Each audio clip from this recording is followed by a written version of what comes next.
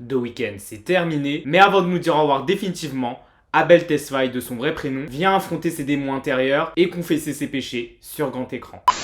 Salut toi, j'espère que tu vas bien et que tout se passe pour le mieux. Et pour ce gift, nous allons parler d'Hurry Up Tomorrow, le film qui accompagne l'album du même nom de The Weeknd.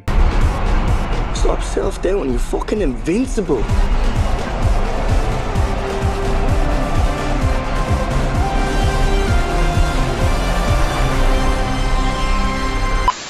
Attention, cette vidéo risque de contenir quelques spoilers, donc si tu n'as pas encore vu Hurry Up Tomorrow, je te conseille de revenir après visionnage.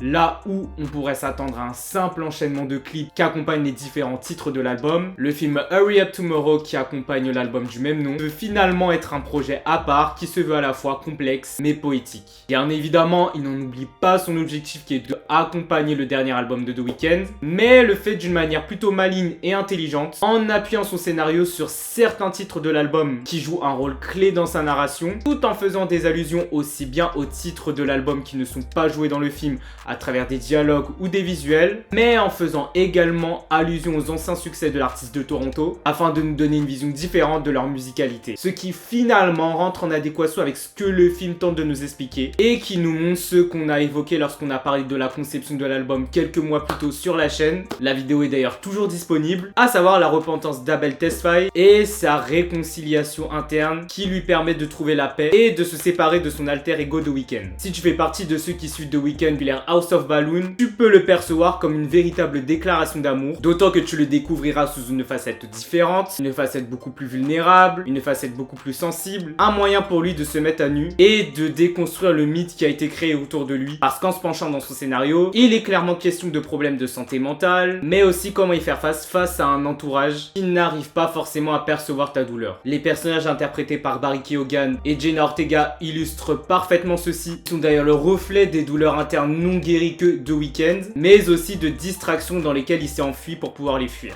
Et c'est en ça que je trouve le rôle de la musique éponyme Hurry Up Tomorrow significatif, symbolique. On y retrouve cette idée de repentance, cette idée du pardon, mais en quoi ce chemin vers la guérison n'est pas le chemin le plus facile. Une fois de plus, que ce soit à travers ses différents niveaux de lecture, tout son aspect visuel, un visuel qui d'ailleurs retranscrit à merveille l'émotion de ses personnages, que ce soit au niveau des couleurs ou des cadrages. Certaines prises de vue me rappelaient à certains moments le style artistique d'Euphoria, et rien que pour ça, nous pouvons remercier The Weeknd pour ces 10 années où il a su se réinventer et se renouveler, mais surtout nous impressionner. Et rien que pour ça, longue vie à Abel Tesfaye.